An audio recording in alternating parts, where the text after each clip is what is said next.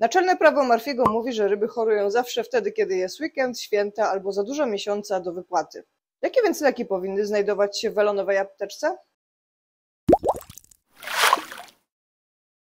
Mam dzisiaj dla Was dobrą i złą wiadomość. Zła wiadomość jest taka, że nie ma uniwersalnego leku na wszystkie możliwe schorzenia. Ale dobra jest taka, że możemy znaleźć kilka naprawdę prostych produktów, które zabezpieczą nas przed najczęściej powstającymi infekcjami pasożytniczymi, bakteryjnymi, grzybiczymi itd. No to zaczynamy. Może być wiele podejść do tematu i podzieliłam je na takie 3 główne kategorie. Podejście numer 1. Rybi szaman. To podejście opiera się na tym, że używa się możliwie naturalnych produktów do czasu, aż możemy kupić leki, albo te naturalne produkty okazują się niewystarczające. Z najbardziej podstawowych produktów można tutaj wymienić sól akwarystyczną, którą stosuje się na jakieś drobne razy zapobiegawczo, żeby zapobiec właśnie rozwijaniu się bakterii, grzybów. Także jest świetna do odkażania, różne pasożyty jednokomórkowe. I tutaj jest moja taka rada, jeśli używamy soli w dużych ilościach, właśnie na przykład jeśli prowadzimy kwarantannę i prowadzimy ją na dużych stężeniach soli,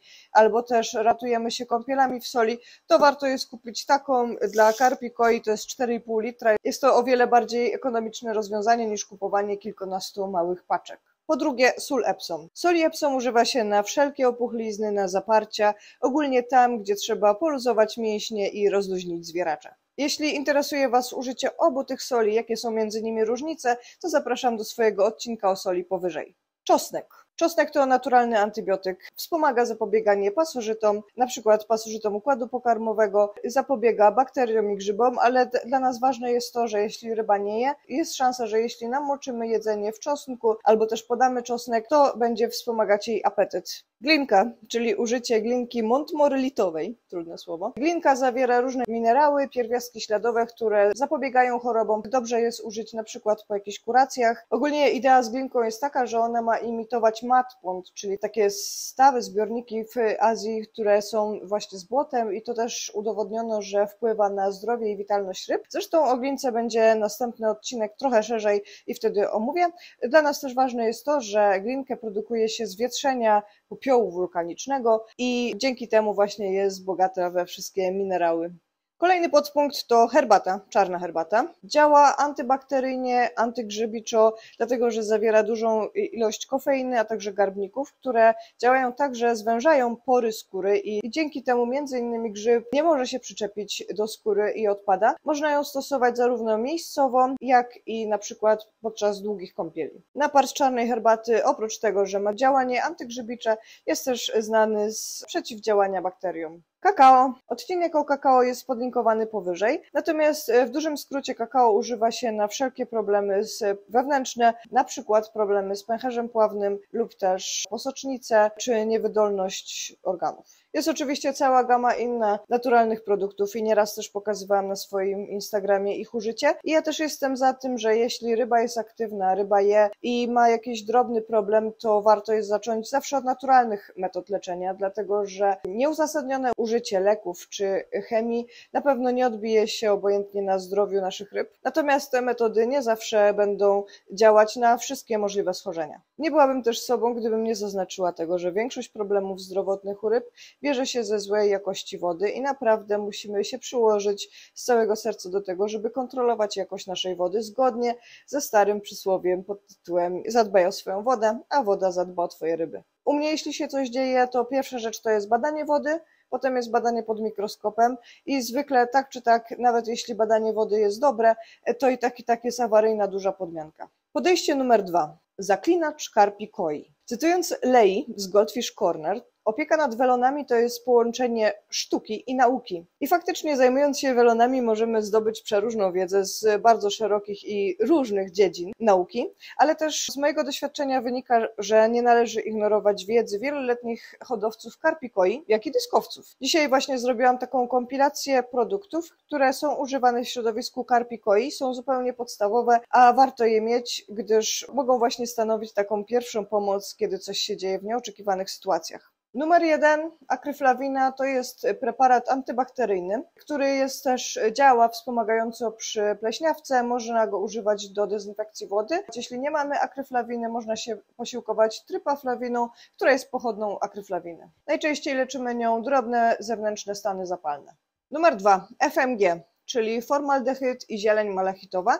Można to kupić jako jeden produkt już połączony, a można kupić oddzielnie właśnie w takich kombinacjach i razem to działa jako kombajn na pasożyty jednokomórkowe. Natomiast oddzielnie zieleń malachitowa, oprócz tego, że dobrze sobie radzi z pasożytami jednokomórkowymi, to też jest preparatem antygrzybiczym, przeciwgrzybiczym i też ostatnio widzę taki trend, że bardzo często jest zastępowana błękitem metylenowym, który też czasami się przydaje. Na przykład jeśli mamy w domu ikrę welonów i chcemy ją zabezpieczyć przed pleśnią, to błękit metylenowy będzie bardzo dobry. Nadmanganian potasu może być używany jako kąpiel 4-godzinna, na przykład w celu eliminacji trychodyny i macie tutaj o jego użyciu odcinek powyżej. Natomiast może też być używany jako tak zwany dip, czyli bardzo krótka kąpiel, na przykład na pleśniawki. Dobrze sobie kupić na przykład zestaw razem z wodą utlenioną. Wprawdzie woda utleniona nie jest tutaj nam niezbędna, ale ona neutralizuje nadmanganian potasu wtedy, kiedy damy go za dużo, albo wtedy, kiedy chcemy radykalnie zakończyć terapię. Tak samo zresztą działa Prime, czy jakikolwiek inny uzdatniacz do wody, które służą do tego, żeby wyrzucić chlor z wody. Natomiast ja wody utlenionej już mam bardzo mało, bo używam na przykład do czyszczenia wlotów i wylotów z filtra. Po prostu je rozkręcam i tam, gdzie wchodzą jakieś glony, tam, gdzie jest właśnie za duży powiew powietrza, to bardzo fajnie mi czyści i dezynfekuje. Chciałam też powiedzieć bardzo ważną rzecz, że nadmanganian potasu to nie jest środek dla początkujących i na pewno jego użycie wymaga wprawy i obserwacji ryb. Także nie powinien to być środek preferowany, zwłaszcza jeśli nie mamy potwierdzonej na przykład trychodyny. Chloramina T to również produkt dla bardziej zaawansowanych weloniarzy. Jest to środek, który jest używany do zwalczania pasożytów jednokomórkowych, zarówno także jak na bakterie, na przykład dobrze sprawdza się przy bakteryjnym zapaleniu skrzeli, ale także do dezynfekcji wody. Tylko tutaj jest jedna uwaga, zarówno nadmanganian potasu, jak i chloramina T może nam wybić nasze dobre bakterie z filtra, czyli to jest jedna rzecz, na którą musimy zwrócić szczególną uwagę. Druga rzecz, przy stosowaniu chloraminy, przed zastosowaniem chloraminy należy bezwzględnie przetestować wodę, zwłaszcza sprawdzając pH i KH, dlatego że dawkowanie zmienia się wraz z naszymi parametrami. Alternatywą dla chloraminy T, której ja na przykład używam nie na choroby, bardziej do dezynfekcji, na przykład jeśli muszę zdezynfekować akwarium po jednej kwarantannie, to się bardzo dobrze sprawdza.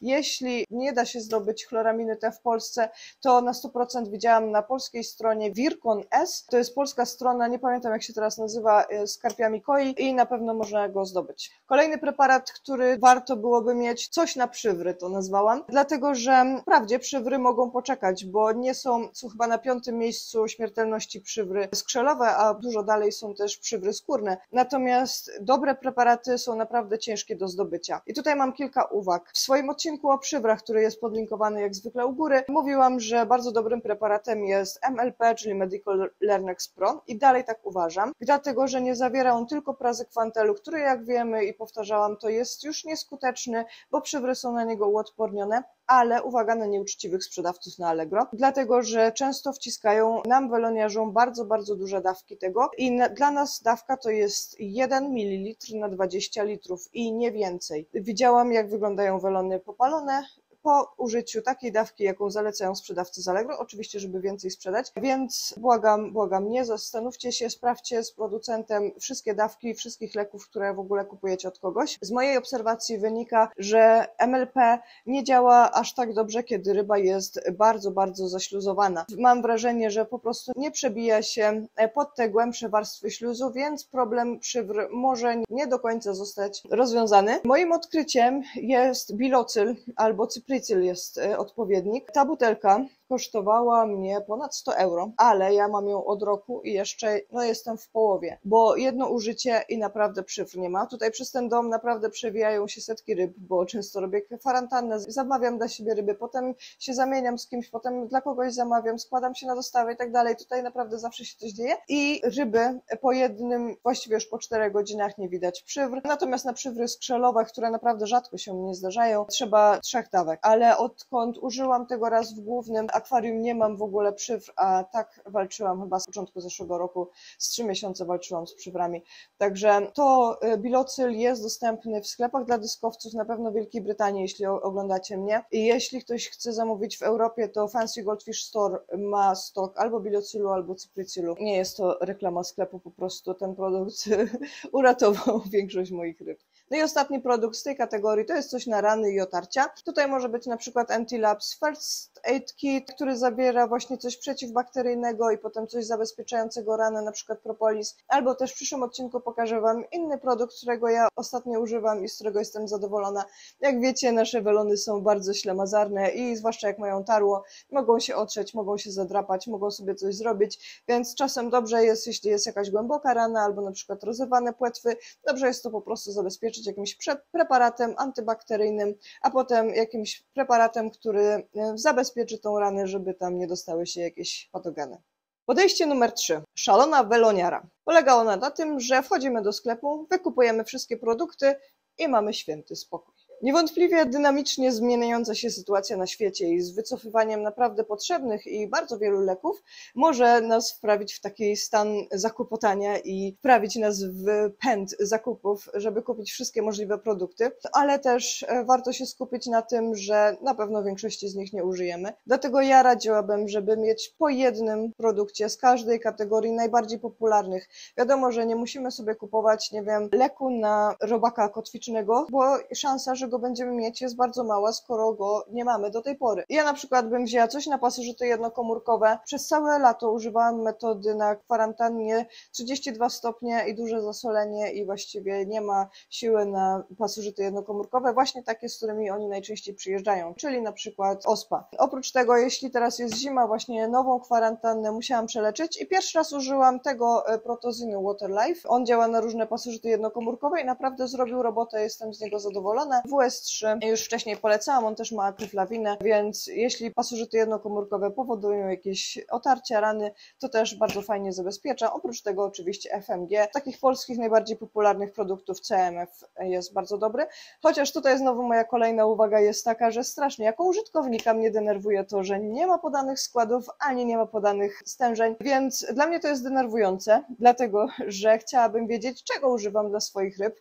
bo chciałabym monitorować, co ewentualnie pomogło, jakie są skutki uboczne ewentualne i jaki który składnik mógł przynieść te skutki uboczne, ale też jeśli produkt nie zadziała, to chciałabym kupić inny produkt, który będzie lepiej działał, a skąd mogę wiedzieć, czy to nie jest czasem ten sam produkt, tylko w innym opakowaniu. Po drugie, chciałabym mieć coś na infekcje bakteryjne, grzybicze. Możemy tutaj mieć naprawdę całą masę leków. Na przykład bardzo fajna jest Esza 2000, właśnie z takich łagodnych i ją też można używać z Eszą Exit razem i to razem naprawdę daje bardzo fajny środek, który zapobiega nam i bakteriom, grzybom i pasożytom jednokomórkowym. Coś na przywry chciałabym mieć, coś na otarcia i skaleczenia i właściwie tyle. No, większość rzeczy może poczekać, aż skończy się weekend, czy aż możemy dojechać do sklepu, czy do weterynarza i oczywiście jak zwykle mówię, że jeśli coś się dzieje, a nie wiadomo dokładnie co, nie mamy mikroskopu, oczywiście najlepiej udać się do weterynarza, chociaż też wiem z doświadczenia, jak wygląda dotarcie do weterynarza, jak wygląda